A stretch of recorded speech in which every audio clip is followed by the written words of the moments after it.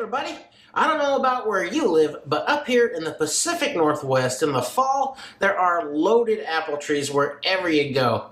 So if you've got an old apple tree in the yard that's loaded with apples with nowhere left to go, or you're an apple enthusiast that wants to save some of that fall deliciousness for the rest of the year, I've got you covered. I'm making this extraordinary and intense caramel apple butter that's guaranteed to get you apple jacked. It's a super easy recipe, but it's going to take all day, so we'd better get started.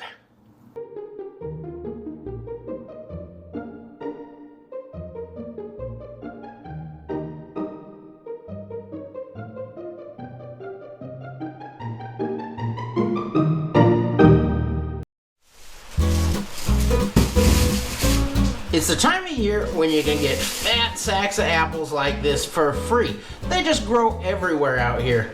I got a few bags of these beautiful Granny Smiths from Sweet Serena, and it's far too many to eat, so I want to preserve some of these for later, and this is a great way to do it. Now I'm going to start by coring these, cutting them up a little bit, and then throwing them right into my slow cooker.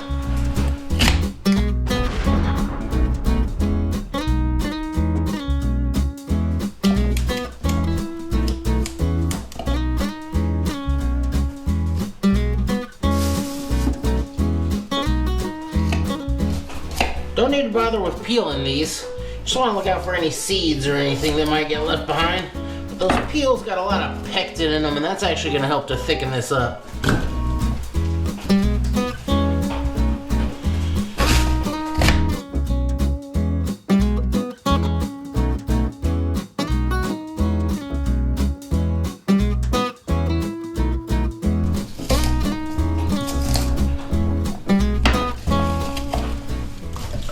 I've got my apples all cut up and into the slow cooker here, and I'm not really doing a precise measurement with these apples. I just kind of wanted to fill up the slow cooker. But in case you're wondering, I did start with 6 pounds of apples today, and these are all Granny Smiths, but you could use whatever apple you like or a blend of apples. I like this to have a real kind of sweet and tart finish, so the Granny Smiths work perfect for me, and they were free. So now, let's get to flavoring and cooking this. And I'm gonna start with 1 cup of brown sugar. And you can use whatever kind of sugar you like here. I just happen to have some brown sugar on hand. Now I'll add in about a teaspoon of salt. Of course, I'm gonna need some cinnamon. So we'll do a tablespoon of cinnamon and maybe a little dash extra. Doesn't matter, you're gonna be able to tweak this and adjust these flavors as you go, because this is gonna cook for a very long time. Now let's get some nutmeg into there. I'm using fresh nutmeg today, so I'm gonna go for about a half a teaspoon of this. If you're using pre-ground nutmeg and it's fresh, you might get away with a teaspoon. If you're using old pre-ground nutmeg, it might take a little more, but like I said, you're gonna be able to taste and adjust this a lot as you go. Now I'll get in a teaspoon of vanilla and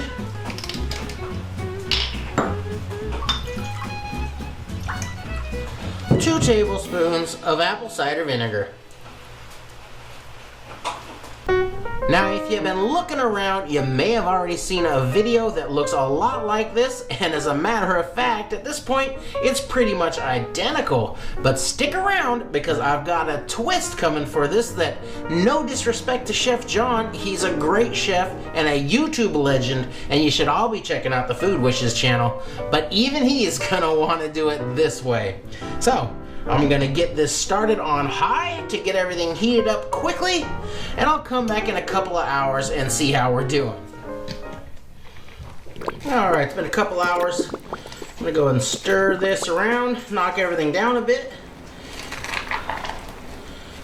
Ooh, it's getting nice and soft now. Now, I'll knock this down to low and come back in another couple hours and check it out. So after 4 hours, this is reduced down by around half, and now I want to puree it. And I'm going to use an immersion blender for this. You could use your regular blender, just do it in small batches. Be very careful because this stuff is really, really hot. And if you're going to use a stick blender like this, make sure and get to it in time that you can get the whole head of this thing submerged down into that, and that will help keep the splatter down because you really don't want to get any of this stuff on you.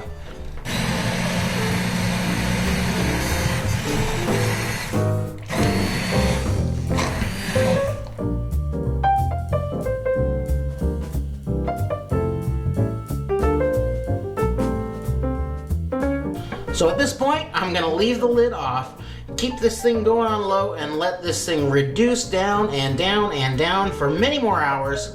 I'll come by every hour or so, check it, maybe scrape the sides down, and we're gonna let this keep going until it's reduced at least by another half, but probably even more.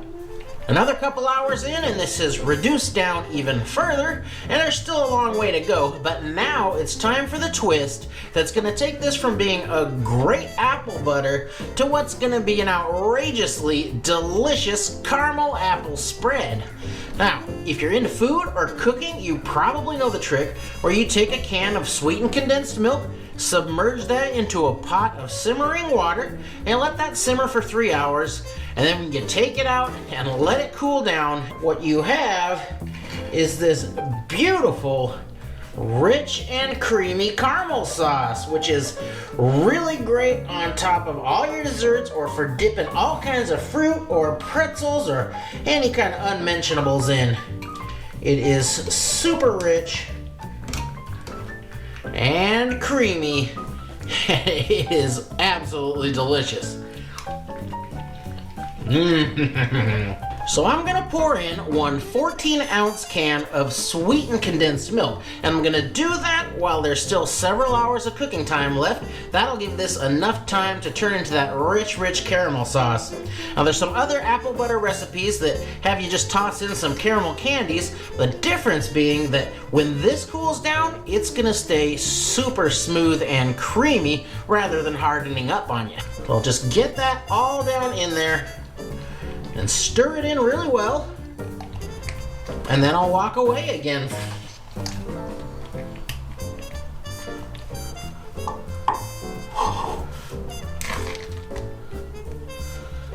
Well, this has been going for 14 hours now, and it is thick.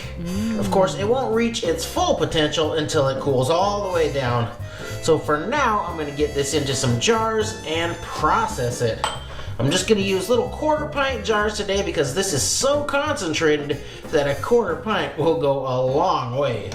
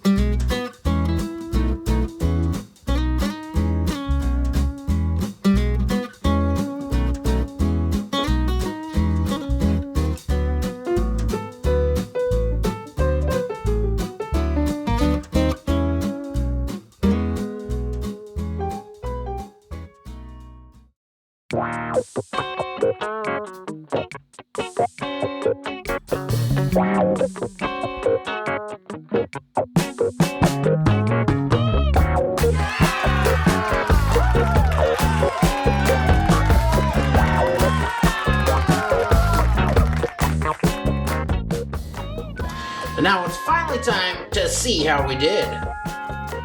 Oh yeah. Oh wow. Oh my gosh. That is so good it could be French.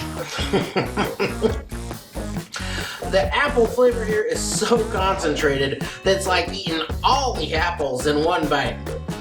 It's really thick, much thicker than most apple butters that I've had, and smoother too, because that lawn cook really breaks down the apples, so they puree really, really well and really smooth. But come on now, that caramel, oh, the caramel, that is what makes this stuff really special. It's sweet and a little gooey and a little creamy and has a bit of fattiness that leaves all that flavor lingering on your tongue, and that is a good thing. Of course, this stuff's gonna be great on all kinds of toast and breads, on biscuits, croissants, and cornbread. Oh, that'd be great on some cornbread. But I can think of a lot of other uses for this. You can swirl that into your oatmeal, put a little dollop on some ice cream. I think it would be great for piping some lettering on a cake that'd have a ton more flavor than just plain icing. I'd even put a teeny little bit of this in a turkey sandwich. This is also, of course, going to make for a great holiday gift too. Even though a lot of people snub the homemade gifts, this is going to be one of those where they're like, oh, apple butter, thanks. But months later, when they actually crack into it and try it, they will feel the divine touch of the heavenly finger on their tongue, and they will learn to respect you and your homemade offerings. So, get out there, gather yourself up a mess of apples, then load up your movie queue or start a new video game and have yourself a lazy apple butter making day. Thanks for watching.